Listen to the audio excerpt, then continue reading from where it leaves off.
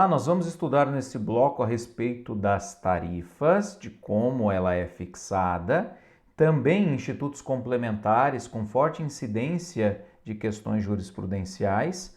Vamos tratar das hipóteses de extinção da concessão, de extinção dessa forma, negocial, delegada, do serviço público e ver umas palavrinhas diferentes, umas palavrinhas novas, que às vezes nem quem é da turma do direito lembra a diferença, por exemplo, entre caducidade e rescisão, entre a possibilidade do Estado pegar o serviço para si, do Estado retomar o serviço, nós chamamos isso de encampação, e quando a falha é da administração ou a falha é do concessionário, o nome muda.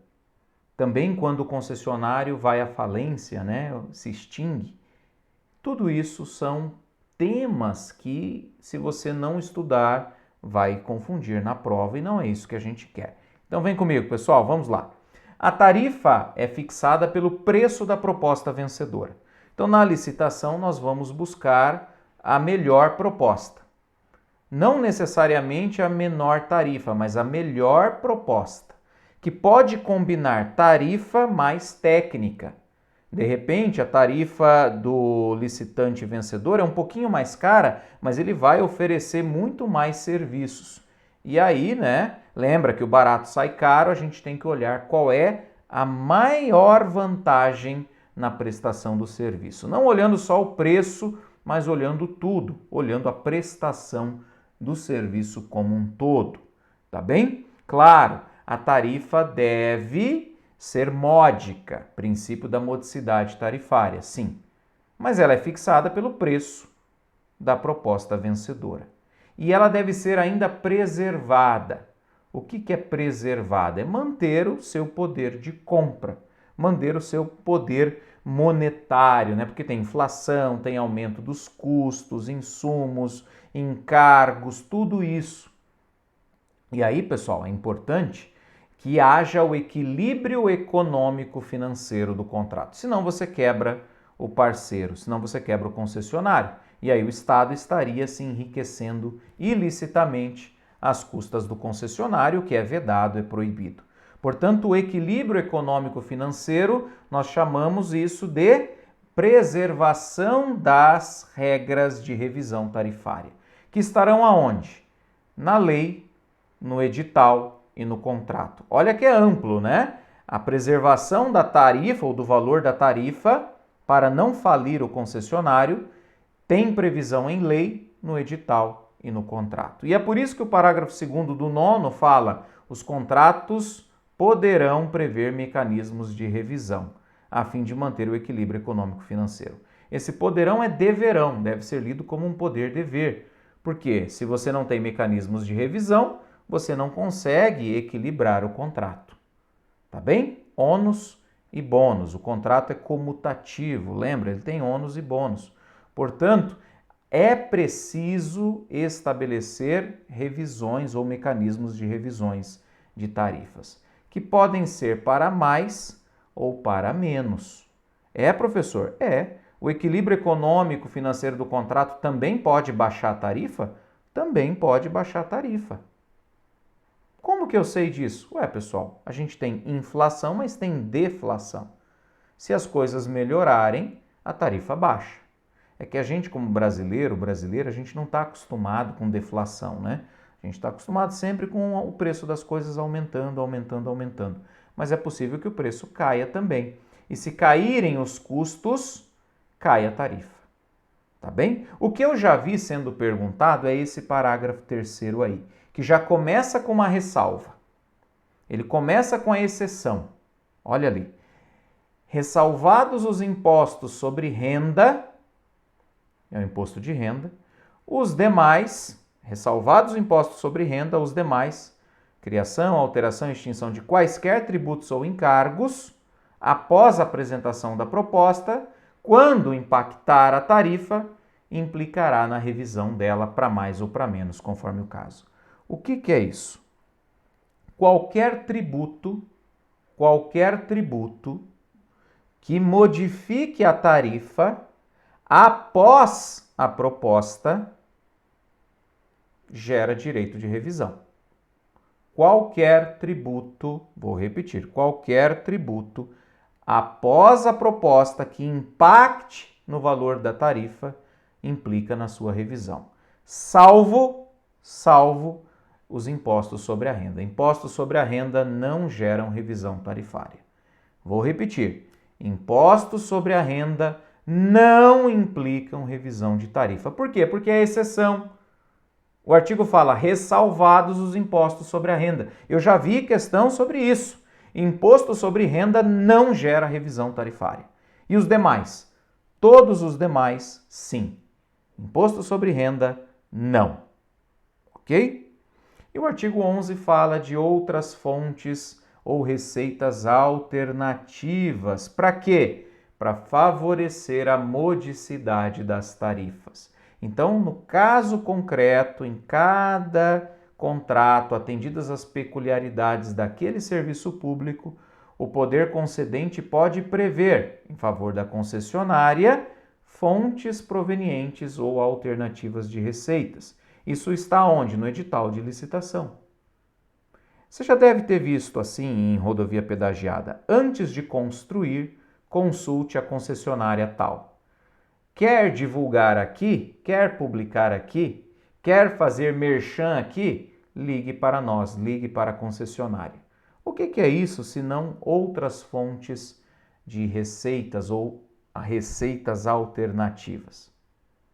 Claro, né? Do couro sai a correia. Se eu prevejo como Estado fontes alternativas, isso impacta no equilíbrio econômico-financeiro.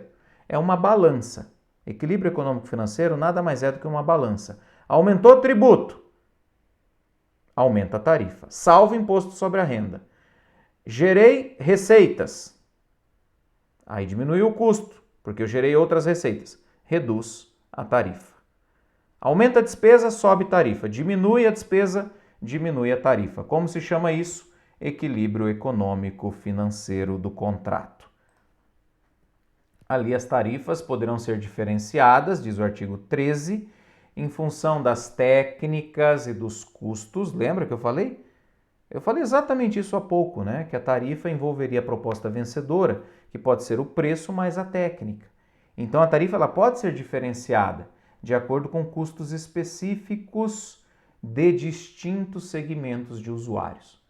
O melhor exemplo disso é o pedágio. Moto, tem lugar que paga, tem lugar que não paga, paga um valor menor. Veículo comercial, né, os automóveis têm um outro valor. E comercial, veículo comercial é por eixo. Distinto segmento de usuários. Se você tem um bitrem, você vai pagar mais do que o outro que tem um caminhãozinho. Se você tem ali uma carga, né, que precisa de uma atenção especial, cargas especiais, podem ser cobradas tarifas especiais. Inclusive, o STJ disse que é legítima a tarifa básica, eu falei isso anteriormente. Ele falou da telefonia fixa, mas a lógica se aplica, né, já que hoje pouca gente tem telefonia fixa, aos serviços básicos de água e luz, por exemplo, em que você paga o consumo mínimo, né? Você paga a tarifa básica. Tá bem? Então, tarifa básica, ela é legítima, ela é admitida. E aí vamos falar agora de outros institutos, como por exemplo aqui a arbitragem. Como por exemplo a arbitragem. O que é a arbitragem? Em vez de levar o conflito para a justiça, eu escolho um árbitro. Em vez da justiça, o árbitro. O contrato pode prever? Pode. O que é a arbitragem senão um mecanismo privado de solução de disputas? Não vai para o juiz, escolho um árbitro. Só que essa arbitragem tem que ser feita no Brasil e em língua portuguesa. São os dois requisitos, no Brasil e em língua portuguesa. Está aí a previsão, artigo 23A da Lei 8987, que é a Lei dos Serviços Públicos. Vale a pena você dar uma lida na Lei 8987, no texto compilado que você tira no site do Planalto. Tá bem? Então, em vez de levar a questão para a justiça, a gente escolhe um árbitro, o árbitro dá uma sentença arbitral e resolveu o problema, não tem recurso, acabou e tchau. É muito rápido. Diferente, às vezes, de ações judiciais que podem demorar muitos anos. Essas palavrinhas sub, você lembra, são permitidas. Tudo que tiver sub é permitido. Subcontratação é permitido. Subconcessão é admitido. Qual é a diferença, então, professor, entre subcontratação e subconcessão? Você já viu aquele corte de grama do lado das rodovias? Você já prestou atenção no colete, né, na roupa, no fardamento dessas pessoas? Presta atenção. E aí você olha se o nome dessa farda, se o nome que está lá no uniforme é o mesmo da empresa. Normalmente não. Normalmente você tem lá a concessionária, que é um grupo grande, conhecido, e você tem lá uma empresa menor subcontratada só para varrer ou só para cortar a grama. Está lá, a serviço da concessionária. Pode olhar, inclusive nos veículos que eles usam, tem lá, a serviço da empresa tal.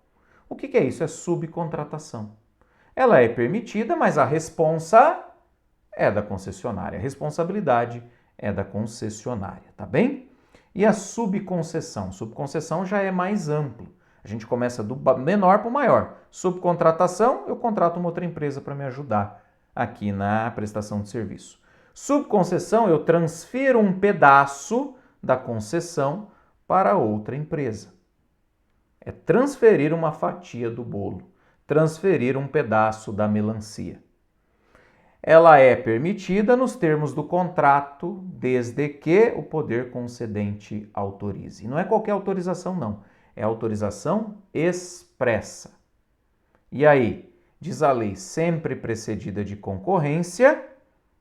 Então tem que ter a concorrência e o subconcessionário se subroga, ele se substitui. Ele toma lugar naquele serviço nos direitos e obrigações daquela fatia do bolo, daquela fatia da melancia, nos limites da subconcessão. Então o que é a subconcessão? É passar um pedaço da concessão para outra empresa ou consórcio de empresas, nos termos do contrato, mediante concorrência. E quem pegar a fatia se subroga, se substitui naquela fatia e cuida daquele pedaço do bolo nos direitos e obrigações relacionados àquele pedaço do bolo, relacionados ao limite da subconcessão. É possível transferir a concessão? O Supremo disse que sim, porque para o Supremo o que interessa é que o serviço público seja prestado. Não interessa se é por A ou por B ou por C. Mas é possível, claro, mediante anuência do poder concedente, sob pena de caducidade da concessão. Caducidade da concessão. O Supremo chama isso de cessão da posição jurídica. O que é possível, inclusive, pelos financiadores da concessionária. Tá bom? Olha lá o artigo 27A. Nas condições do contrato, o poder concedente autorizará a assunção do controle. O que é a assunção do controle? Assume a criança. Tudo bem? Assume o controle. Por parte de quem? Quem vai assumir? Quem entrou com o dinheiro. Os financiadores ou garantidores. Para promover a reestruturação financeira e assegurar o princípio da continuidade. Olha aí. Tá bem? Aí assegura a continuidade do serviço público. Beleza? Claro, essa assunção do controle ou administração é temporária, né? É para reestruturar. Reestruturou, beleza, fim de papo, tá bem? Essa assunção do controle ou da administração temporária, que a gente fala, assume o controle ou a administração temporária, não altera as obrigações da concessionária. Não altera nada. Perante o usuário continua tudo igual. Tá bem? Então, assunção do controle ou administração temporária. Tem essas duas possibilidades. Assume o controle ou a administração por um tempo. Tudo bem? Só para ficar bem claro, são duas figuras. O controle ou a administração temporária para fazer a reestruturação financeira, garantindo a continuidade dos serviços. Beleza? Para o usuário, nada muda. E a intervenção, professor? A intervenção é uma medida do poder concedente. A intervenção tem o fim de assegurar a adequação na prestação do serviço e o cumprimento das normas. Quais? as do contrato, as do regulamento, as das leis. Então, o que acontece? Baixa-se um decreto, poder concedente, baixa um decreto, e nesse decreto ele designa o interventor, o prazo para que serve, quais os limites. E aí? Aí o contraditório é diferido, é adiado. Baixa o decreto, ou seja, a intervenção vem de cima para baixo como se fosse uma paulada. Bateu a paulada no lombo, aí instaura o processo administrativo e ouve o concessionário. Ou seja, se assegura o direito de defesa depois da intervenção. É como eu falei, é uma paulada. Vem a paulada, depois eu te escuto, né? Paulada no lombo, depois eu te escuto. É mais ou menos isso, só para você entender. Primeiro o decreto, depois o processo administrativo, que tem prazo, deve ser concluído em até 180 dias. Tá bem? 180 dias. Professor, mas e se tiver abuso, né? Se vier a paulada aí e depois se verificar que a coisa não foi bem feita, que não foram observados os pressupostos legais e regulamentares. Aí, meu amigo, aí, minha amiga, se declara nulidade da intervenção, devolve imediatamente para a concessionária e, claro, né, provavelmente, eu digo provavelmente, 99,9999 vai ter indenização do Estado. Porque a lei fala sem prejuízo do direito à indenização, é claro. Tá bem? Agora, a intervenção, ela é drástica, ela gera responsabilidade do Estado, se eu for abusiva, e ela leva a algumas consequências. Se tiver tudo certo, devolve para a concessionária. Se não tiver tudo certo, se tiver algum problema, extingue a concessão. Extingue a concessão, tá bem? Então, ela é grave, ela é severa. Por quê? É 880 aqui, né? Ou devolve ou extingue. Tá bem? E claro, né? Se não for extinta, se tiver tudo certo, aí devolve para a concessionária, o interventor presta contas e o interventor responde pelos atos praticados. E se for comprovado o inadimplemento da concessionária, então se declara a caducidade do contrato. No caso de ilegalidade, caducidade. Inclusive, essa é uma das formas de extinção da concessão, a caducidade, que está lá no inciso 3. O que é a caducidade? É a extinção da concessão pelo descumprimento das normas por parte da concessionária. É como se as normas que a concessionária tem que cumprir fossem como os cabelos aqui da nossa cabeça. E aí, né, começa a cair, começa a ficar caduco, né?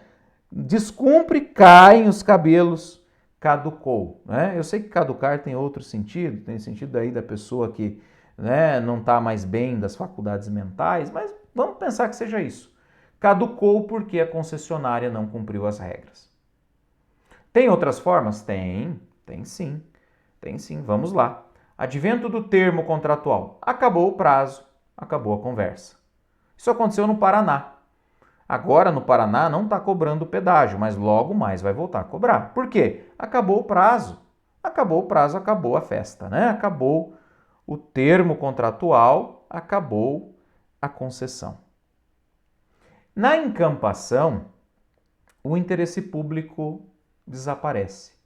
E quando o interesse público desaparece, a administração assume. Então, encampar é assumir o serviço, tá? Precisa de lei específica autorizando a encampação e o Estado indeniza todos os prejuízos.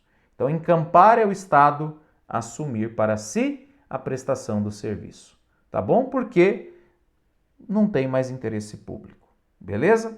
Na caducidade, eu já disse, a concessionária descumpre. Essa é a diferença para a rescisão, porque na rescisão é o Estado, é o poder concedente que descumpre. Só que, para conseguir a rescisão, ou ela é consensual ou litigiosa judicial. Essa é a diferença. Quando o erro é do Estado, a concessionária tem que ir na justiça ou, mediante acordo, conseguir essa rescisão, tá? Então a rescisão ela pode ser amigável ou litigiosa, mas pressupõe uma conduta ilícita do poder concedente. Por isso que é rescindido. E na caducidade, o problema está com a concessionária. Na rescisão, o problema está com o Estado. Na anulação, anula-se no exercício da autotutela por problemas, né, decorrentes ali no contrato, no procedimento administrativo. Aí é anulada a concessão, tá bem? Então, a anulação pressupõe ali poder de autotutela, é a administração que anula. E no problema que leva à anulação, no problema da anulação, é uma ilegalidade originária, é uma ilegalidade no contrato ou no procedimento, tá bem? Enquanto que a rescisão é uma ilegalidade no decorrer do contrato. Essa é a diferença, a linha do tempo. A anulação vem antes, é ilegalidade originária, a rescisão é uma ilegalidade durante o contrato, ou seja, uma ilegalidade superveniente. E, por fim, a falência da empresa ou falecimento do titular, se for empresa individual, porque a isso equivale a morte da pessoa jurídica. A morte da pessoa jurídica. Tá bem, pessoal? Bem, nós resolveremos questões adiante em razão do tempo e isso tudo será objeto de uma grande revisão na aula específica de questões. Eu espero por você. Até lá!